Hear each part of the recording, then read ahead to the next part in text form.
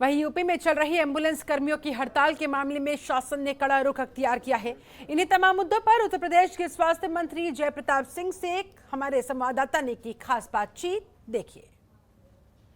108 और 102 एम्बुलेंस कर्मचारियों की हड़ताल पर सरकार ने सख्ती दिखाई है और करीब 570 से अधिक कर्मचारियों को बर्खास्त कर दिया गया है। तो पूरी किस तरीके से कार्रवाई हुई है वह हम जानेंगे उत्तर प्रदेश के स्वास्थ्य मंत्री जय प्रताप सिंह से। उनसे हम बात करते हैं। सर, पूरी एक बड़ी कार्रवाई देखी गई है, तो किस तरीके की कार्रवाई की गई है, कितने लोगों को बर्खास्त किया गया है, कितने लोगों को मुकदमा दर्ज करवाया गया है और सरकार की तरफ से क्या संदेश देने की कोशिश हुई? देखिए, मूलतः हम सेवा प्रदाता का चयन करते हैं। जीवीके हमारे सेवा प्रदाता है, उनके अंडर वो अपना वर्कफोर्स को नियुक्त करते हैं। समाज में से, मार्केट में से, जहाँ से भी करते हुए इनका वर्कफोर्स है, हमारे कर्मचारी नहीं है। तो हमने उनको बताया गया कि इस तरह की स्थिति में हम उनका पेमेंट रोक देंगे अगर वो अपने यूनियन के लोग को नहीं कंट्रोल करेंगे। इसलिए जो भी एफआईआर, जो भी बर्खास्ती हुआ है, वो जीवीके के माध्यम से ही 102, 108 के अंतर्गत जितने भी इनके लोग जो नहीं मान रहे थे उन्होंने अपनी तरफ से बर्खास्त कर दिया है। दूसरी बात, जिला अधिकारियों को बता भी दिया गया है जहां लोग नहीं काम कर रहे हैं उनके गाड़ियों का चाबी ले लिया जाएगा और ड्राइवर की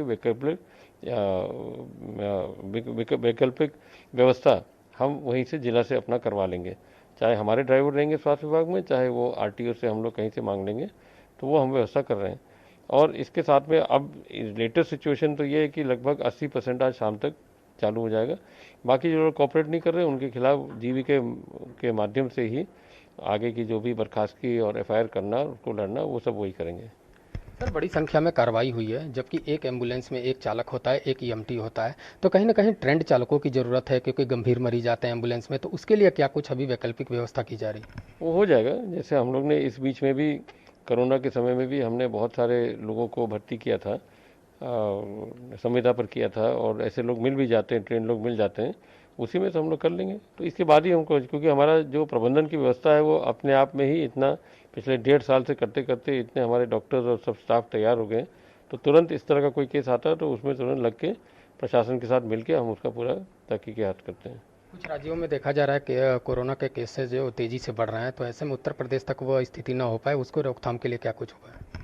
देखिए, बढ़ने के लिए तो आप किसी भी महामारी को आप नहीं रोक सकते हैं। वो वायरस अपने आप स्वरूप से बदल के वो आना ही है। ये कई बार हमारे वैज्ञानिक ने कह भी रखा है, कोई भी प्रदेश ऐसा नहीं कि अछूता रह जाएगा। ये तो एक तीसरे लहर के रूप में आना है, और किस रूप में आएगा ये कोई बता नहीं पाएगा। दूसरी बात, ये अन्य प्रदेशों में पहले से भी चल रहा है। अगर आप ये देखेंगे कि ये जो वेरिएंट जो बताया जा रहा है, ये जो डेल्टा वेरिएंट है, ये हमारे यहाँ ऑलरेडी अप्रैल मई में आके समाप्त हो गया है। और डेल्टा वेरिएंट के कुछ हिस्से जैसे पूर्वोत्तर के जनपदों में उस समय नहीं गया था, वो वहाँ पहुँच रहे हैं। कुछ हमारे रिपीट केसेस अब आ रहे हैं दक्षिण भारत के कई राज्यों में। और अगर पूरा विश्व का देखेंगे तो अमेरिका और इंग्लैंड में ये डेल्टा वायरस जो हमारे यहाँ समाप्त हो चुका है, ये वहाँ पर अब प्रारंभ हो गया, बहुत तेज़ी से हो रहा है। तो ये अलग अलग तरह के जो केसेस आएंगे, इसको तो सामने जब भी आएगा तब भी हम लोग कह रहे हैं, हमारा व्यवस्था तो और प्रबंधन हमारा बिल्कुल अपने जगह पर है। जैसे जैसे भी आएगा, जिस भी स्वरूप में आएगा, किस तरह का उनका लाइन ऑफ ट्रीटमेंट होगा, ये उसी समय हम लोग तैयार करेंगे। तो साफ तौर पे स्वास्थ्य मंत्री ने बताया कि जिस तरीके से हड़ताल चल रही है, उस हड़ताल को रोकने के लिए कि सरकार की तरफ से क्या कदम उठाए गए हैं, वैकल्पिक व्यवस्था के तौर पे क्या कुछ दिया गया है, और उत्तर प्रदेश में कोरोना का जो संक्रमण है उसे रोकने के लिए क्या कुछ उपाय बताए जा रहे हैं। कैमरामैन राहुल के साथ अवनीश कुमार, जनतन टीवी, लखनऊ।